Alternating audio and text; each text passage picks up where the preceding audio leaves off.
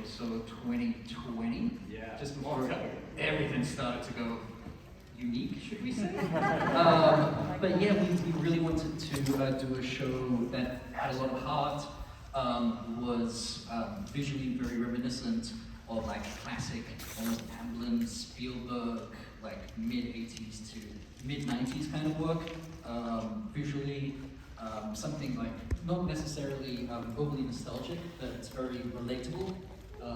Yeah. Yeah, and in our storytelling as well, like all those kinds of movies like The Iron Giant, E.T., and things like that were a heavy inspiration for us in our stories as well as visually. We're very excited to bring to Transformers and start a new chapter of this iconic franchise that we've loved since we were kids. So close to their chapter, which makes it even more exciting because people are going to know what everyone's been up to. Well, yeah, I mean, Transformers is such a fantastic franchise, but we find that we want to, as far as storytelling goes, take a little bit of a unique spin on things, and instead of focusing on the eons war conflicts that we're all very familiar with, what happens when you go after that? What is life after that? And what is the relationship of Cybertronians living on Earth with humans? So at the core of the show is really a human family. They're the heart of the show, the Maltos. We have our two kids, we have two lovely kids as our heroes and kind of window characters into the audience. And there are some new Transformers born on Earth, and they're adopted by your lovely family. Zion, Sydney, you guys play human characters, Mo and Robby. But if you could convert, what kind of vehicle would your characters convert into, do you think? I'll let you take that one first, Zion. Okay, so if my character can convert into any vehicle, I would say she would convert into a truck because she is the smallest one in the group, and trucks are usually pretty big. That's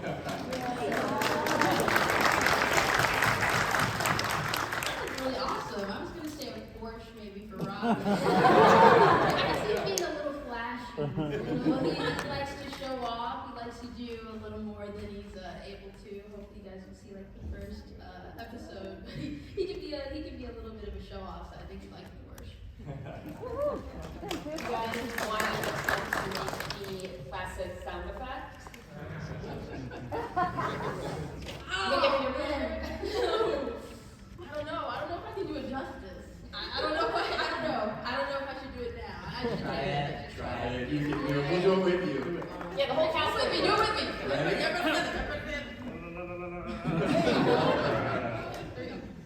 One, two, three. Do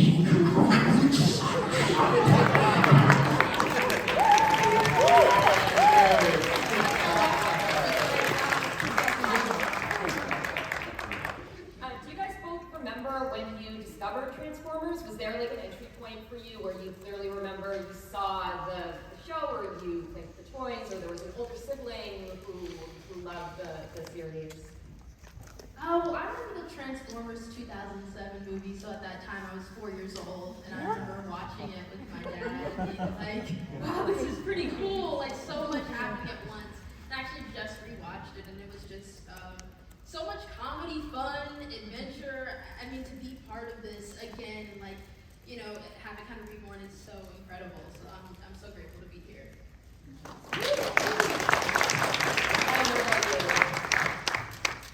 Well, when I was younger,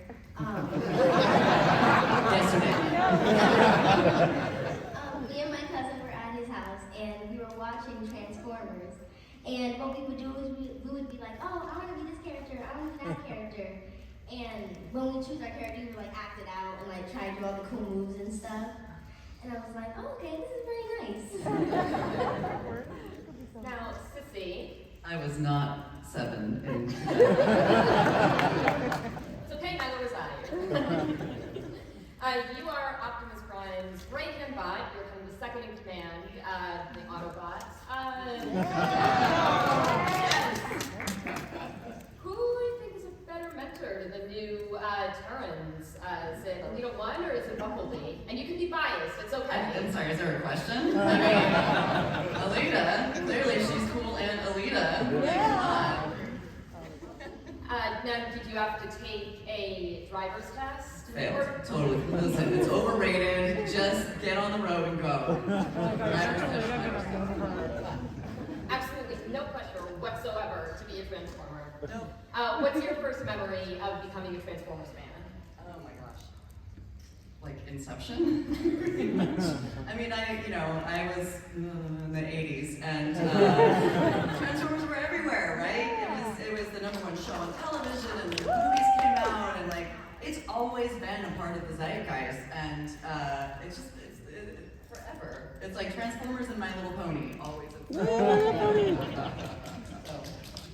Do you remember your reaction when you got the call that you had been cast as a new one and you were going to be a Transformer? Do you remember where you were, how you felt, the whole gamut of emotions? I do, I nearly peed my pants. I was at my friend Courtney Taylor's house, who's also a voice actress. She might be in the crowd here somewhere. We were sitting on her back patio, and I got the email from my agent, and I was like, "Ah!" I like dropped my phone. She's like, "What? What happened? Is everything okay?" And I was like, "Oh, I'm a Transformer! I'm a Transformer!" Like, my whole voice jumped like 12 octaves. It was great. It's great blackmail for later. And I just, I was so excited. I have kids, and my husband is a huge Transformers fan. He has like one of the old 80s bots still in its packaging that will like never come out, and it's probably worth, a lot more than my house. And it was just the moment of like, this is why I do what I do. I love my job. I love my job. It's so fun. I mean, that's a pretty appropriate reaction. Now, Diedrich, you are a gifted robotic engineer. You you are in real life, and also you play one. The Transformers were kind of changed your life a little bit for your character. Oh yeah, I mean, what I love about my character is that he is ostensibly the bad guy of the series, but like my son, when we first were watching Teenage Mutant Ninja Turtles a long time ago, I think he was 3 or something, and he asked about Shredder, and I said, well, he's the bad guy, and he goes, well, good guys, bad guys, they just want different things. And I was like, no, they don't. Yeah, that's right. And what I love about Mandroid is that he really believes that he's trying to save the planet. And he's doing the very best he can to do exactly that, to save the human race and the planet itself. He believes that the Transformers are evil and that they're here to destroy us, and that everybody who is on the side of the Transformers is just being played. And it's just a great storyline to play through, because then, he doesn't perceive himself as the bad guy, and it's really fun to play. I've wanted to be part of the franchise for a very long time. So, I remember when I was working with Shia on, Surf's Up, and he said that he got it, and I was like, wow, they're doing a movie of Transformers. I don't know how that's gonna go.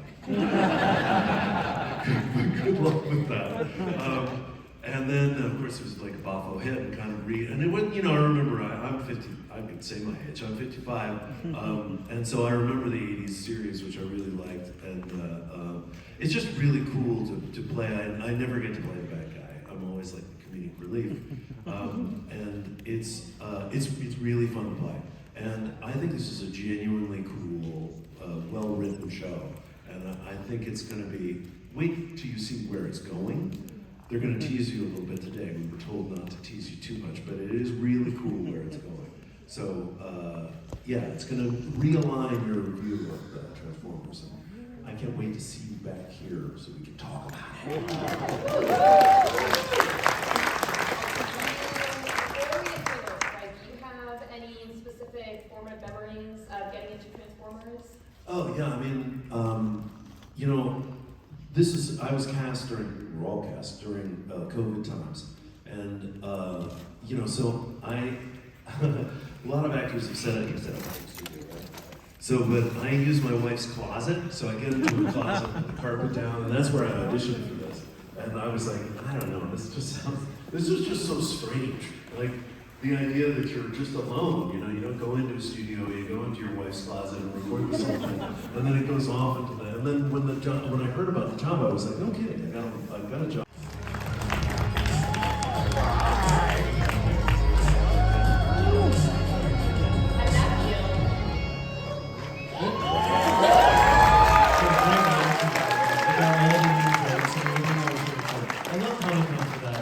Subtle things that make up everything. Everybody have a good time? I haven't even seen that. Yeah, I didn't see it either. That was the first time. It was really fun. Well, let's give a little love to the crew who helped put this together.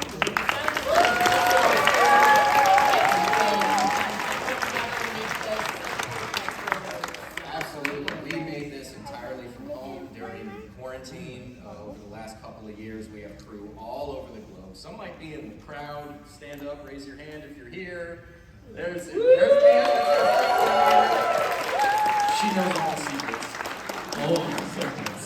But truly a global effort and across all teams and divisions. And that was the first time a lot of us have seen it, and the first time we've heard the score, which is done by a composing team called Crush Effect, and the sound design is done by our friends at Boombox Post. A lot of really incredible talent involved in this project from top to bottom. Yeah, we've been really, really fortunate. Yeah. And all our crew, other cast members who aren't with us today, but they're always in our hearts. Love those guys. About what we just saw, but no spoilers, really. But we talked about that little glowy rock that we saw, and kind of where if we're going to learn more about it, and maybe where it came from. Yeah, well, it's a rock. It glows. And it glows. Green. They find it in a cave. And it glows. It's a very important piece of lore. I'm tiptoeing obviously around all the details here because we don't want to give too much away. The show will get into what that is, where it came from, how it works, and how it fits into the show and helps Thrash and Twitch, the Terrans born and all of that. But it's a very big deal, and the more we get into it, I think you'll all understand more. It's really exciting. I think it's safe to say it's a pretty big plot point for the show over the course of the first season. And Zion and Sydney, let's talk about those cool little cyber sleeves, which now I want one. I would like one, just putting that out there for everyone. But the little glowy rock gave you some cool new accessories, and they seem to bond you to Twitch and Thrash, and to each other, really, which is really cool. Can you talk a little bit about, what those sleeves kind of mean for them and how they more or less work? Well, Zion can help me out, but from my understanding, the sleeves help connect us, as well as to the Earthborn Terrans, to be able to read their emotions and then be able to kind of like act on them in a sense and be able to form this relationship. And I think Robby really needs that because, as you can see at the beginning, he's feeling really disconnected from his home, from his friends. So I think this is actually a real way for him to feel family again. And they can probably do a lot more cool things that I'm assuming we're going to see as the series goes on. It's true. There's a lot of secrets that we don't want to give away quite yet, but these things do evolve over time and power up these kids in very fun ways and bond them to their siblings and make them a real team. That's a great answer. I'm just going to respond yes. I was just going to say the one word. That's a much better answer than We know that Twitch and Thrash ended up being adopted by you, which is really cool. In real life, have you ever dreamed of what it would be like if you had a Transformer brother or sister? Do you think your parents would let you keep them? If I actually had a Transformers robot as a sibling, I don't know if my parents would let me keep it. But if they wouldn't, I'd probably hide it in my closet or something. And then while they're sleeping, then I'll bring it out. Doesn't your cousin collect like Transformers stuff? He doesn't collect them, but he does watch it. Yeah. Well, I'm moving into like college territory of like learning to pay rent and things like that. So as long as my Transformer robot wants to take half. That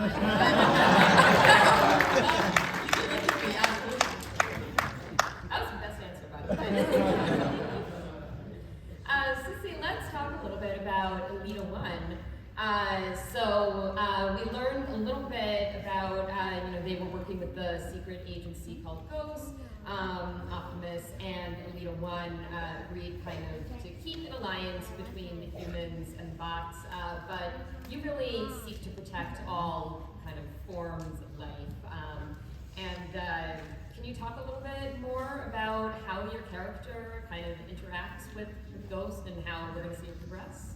Yeah, I mean, she's Optimus's right-hand gal, right? So she takes her orders from him, and then she kind of goes a little bit in her own direction a little bit. But she wants to protect everybody. She loves the Maltos, and she loves humans, mostly.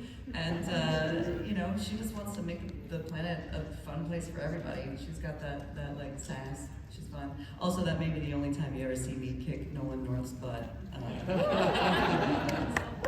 there. Are we going to learn a little more about her as the story goes along? I think you'll have to tune in on November 11th on Paramount Plus, right? Yes, I don't know, maybe. We'll see. Well, Diedrich, you are definitely not a member of Ghost. You definitely are not kind of on the same level as Cissy's character is. Can you talk a little bit about where Mandroid finds himself? Well, you'll see as the season progresses, obviously, but Mandroid, in his effort to protect the planet, actually goes pretty deep into the Transformers world. You saw him take an arm off, and that he's missing an arm. So I don't know if you can put those two things together, but I don't want to tease too much, but the arm features pretty heavily. So it's just interesting what people are willing to lose in their fight to defend something that they love. And Mandroid becomes something that he ultimately is afraid of. And that's sort of an interesting transformation because he doesn't notice how it progresses because he's part of it. It's like, when you see a kid and then you don't see them for 2 years and then they're really different. But the parents see the same child the whole time. So he transforms too, and in a way that is kind of unexpected. You'll see. It's very interesting. So because his perspective is just one of protecting the planet. So it was really genuinely fun to play, and the scripts are really great, and I've had a good time through this whole time. So yeah, cool. Well, the villains really see themselves as the hero, right? Hero of their own story, yeah. I mean, he started on. I'll have to say that he was Ghost. He was on. Or am I not? Absolutely. Yeah. It's too bad because I just Or said.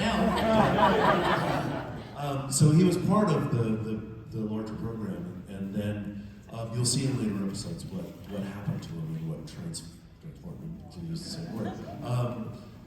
What his story is super interesting. It's very deep, and yeah, so it's very cool. Well, I think we have a little bit of time if anyone has questions about either what they saw or they would like to grill these lovely people on stage about their Transformers lore. If you want to come up to the mic, we'll raise the mics a little bit. Introduce yourself, give us your best sound effect, or tell us what you would convert into if you were a Transformer. Hi, my name is Paul. I'm from New Jersey. If I could transform anything, probably I'm a McLaren just because I'm a big Smokescreen fan. So my question is for Cissy. So as you can tell, I'm a big Walking Dead fan. I was gonna say, love your hat. Yeah, thank you. I just absolutely love Hughes Koch and all the other roles in The Walking Dead. So just for you, with Alita, this is her outside of the Netflix series. This is her first real appearance in the Transformers cartoon in almost 15 years. Did you have any was there any stress in making sure that this is as Alita's big return to Transformers cartoons in almost 15 years? Was there like, did you did you kind of take inspiration from any of your other, maybe more motherly roles to essentially play like the teen mom of the Autobots, like on Show or anyone else? I prefer cool aunt. Yeah. Well, now I feel stressed.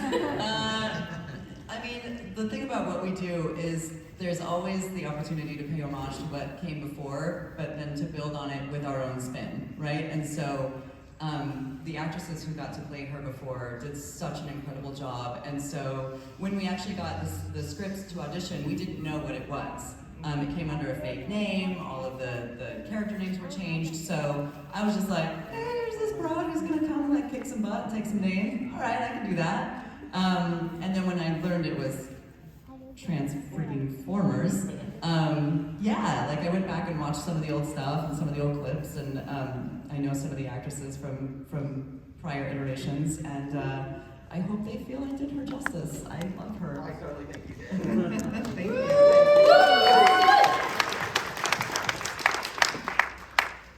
Hello there, my name's Chris. If I could transform into anything, I think it would probably be a muscle car, like an old Dodge Challenger, something that just goes really, really fast, sounds really loud, and doesn't get really good gas mileage. Okay, my question is for everybody here. Considering just how long Transformers has been around and how the fandom is there anything way that you're tackling this that would say be different if it was a completely original IP or original production that has no such backstory or no such history behind it? Well, we love the franchise as much as everybody else in this room, so there was a responsibility that we felt during the development phase to honor the franchise and all of the brilliant shows and movies and characters that are part of it. And just having the privilege to add a new chapter to the franchise was incredible. It's difficult to put to words because it means so much to us. And just wanted to do it right for the fans and treat the characters right, and stay true to the core of what the franchise is while adding a new story to the game. Thank you. Hey, how are you? My name is Khalid. I'm Samrad's dad. Oh, hi, friend. He said he wanted me to be first a truck, but now he wants me to be a race car. So anyways, my question was, well, first of all, I just want to say to the child actresses, very good acting, it's awesome.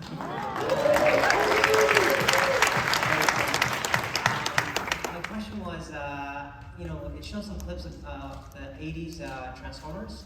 How does the Transformers, the movie, Transformers, the original movie from the 80s, play into this, and will Hot Rod be featured at all in future episodes? You'll have to tune in 11/11 Paramount Plus. I grew up with the 80s show. Dale grew up with mostly Beast Wars, but also the 80s show. So we were definitely influenced. I almost call this like Generation 1.5. It's not direct canon to the 80s show or the movie. As you can see, they have different reasons for going to Earth and stuff. But we feel like within our version of the lore, it's very respectful for the 80s, even down to the designs, the way the characters interact with each other. It's a nice blend of what's been done through several iterations. And I love Hot Rod. I like that. Thank you so much. November 11th. Hey, hi. Hey, Hot Rod. Hey. My name's Travis. If I could transform into something, so I voiced a version of Hot Rod on a show called Transformers Cyberverse. That was just mentioned to say that I'll have to say Lamborghini to honor the original. Amazing job. The show looks amazing. If you could favorite Transformer, and if you voice someone besides someone, your character, all of you. Oh, sure, please. Start down. I think at the beginning, I did some Optimus Primes when we all read together. So I already lived that dream. I mean, There's not a lot of ladies in the Transformerverse, so like, give me some Starscream. I'm messing with it. There's a lady Starscream, kinda. Well, let's make that happen again.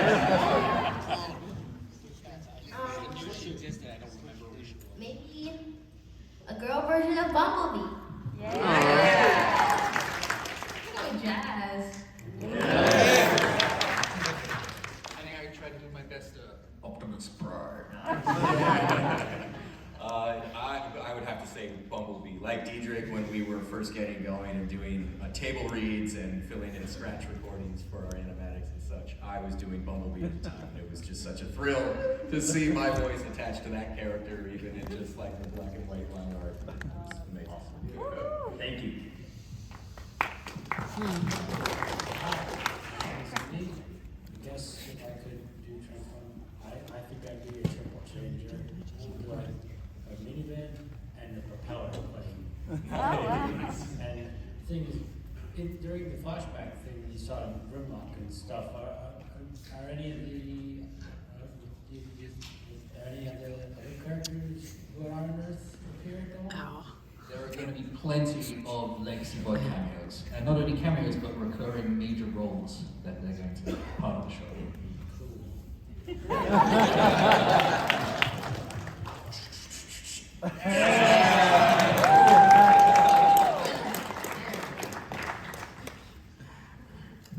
Name's Louis Javier Morgado, Union City, New Jersey, and if I want to transform, I would say BMW. Anyways, now between the original Transformers and of course the current one, EarthSpark, there's like a lot of iterations of Transformer series. I have like a few personal favorites of mine, like say Beast Wars, Animated Prime, and the Robots in the Sky sequel. For all of you, what is your favorite iteration of Transformers? We'll start at this end this time. EarthSpark. Yeah. Correct. When I was a kid watching the live weekly shows with my two brothers, Beast Wars was the newest iteration that was on at the time. And so that holds a very special place in my heart. It just takes me back to mornings on the couch, with my two brothers and all our toys and having a good time on Saturday mornings. The animated 80s movie, for me, it's such a special place in my heart. I mean, Sharkticons, come on. Rodimus Prime, come on. And I was forever traumatized by a certain key leader of the Autobots. Moving on. I would say the Transformers 2007 version, the connection with my dad, and also like rewatching it and like just having got my first car. I can't imagine having my first car and it's actually Bumblebee. That would be awesome and great for a first date, right? I think that's great. I can't remember which year it was from, but it was the movie I was watching with my cousin. I can't remember the year. I like the OG series. It was so different from anything else we'd seen, and it was so fun and awesome, and like everybody living your dream, right? Your car turns into a talking robot that saves your life. Okay. And just that Autobots roll out. Like it was part of my childhood, you know what I mean? So I'm gonna go with the original 1980s. I already answered, I feel.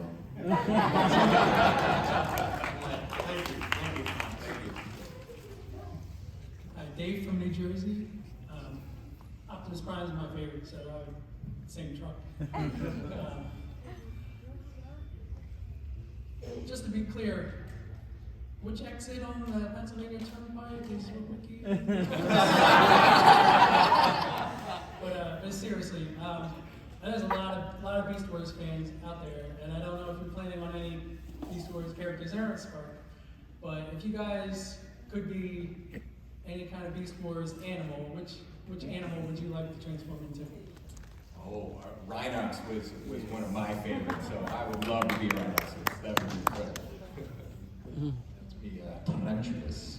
I mean, if I could just choose any animal, I feel like cheetah. I feel like that would be really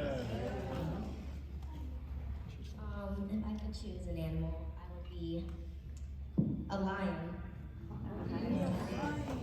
Give me honey badger. I don't know, I'd be a meerkat. They're always looking around.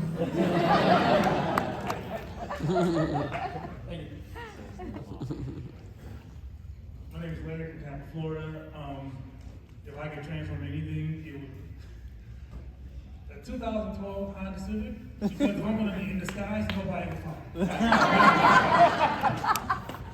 I actually had a 2012 Honda Civic that got totaled, unfortunately, in 2012, the year I got it, which was sad.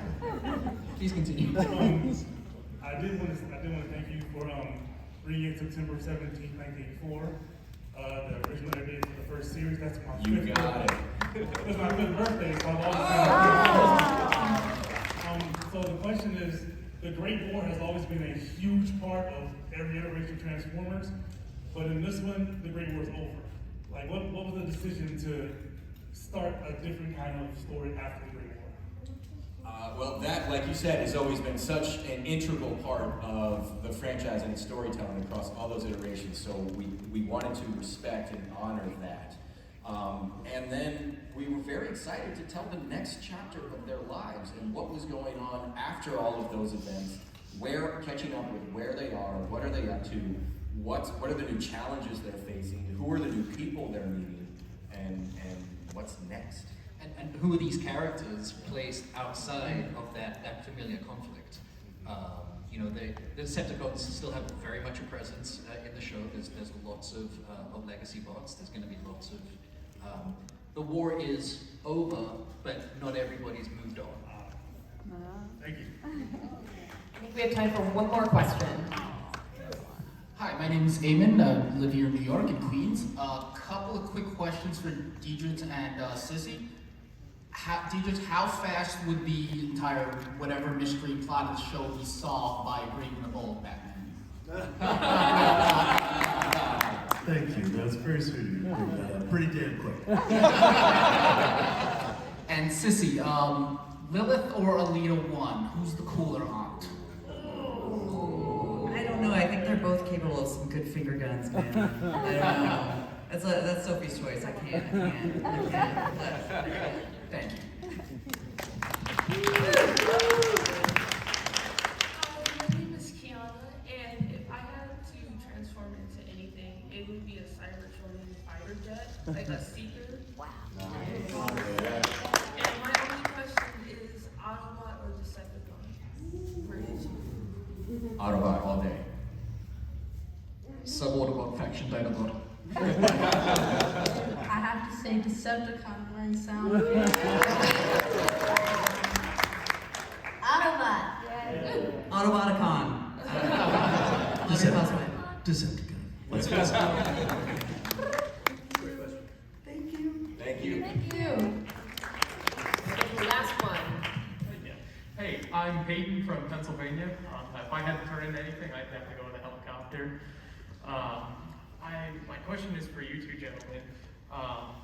Did you guys take any inspiration from other Hasbro properties like G.I. Joe or anything else? It looked like you did a little bit in the Human Alliance scene, so I had to ask.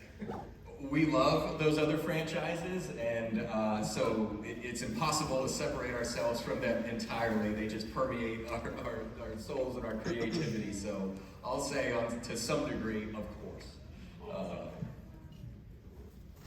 Awesome, thank you.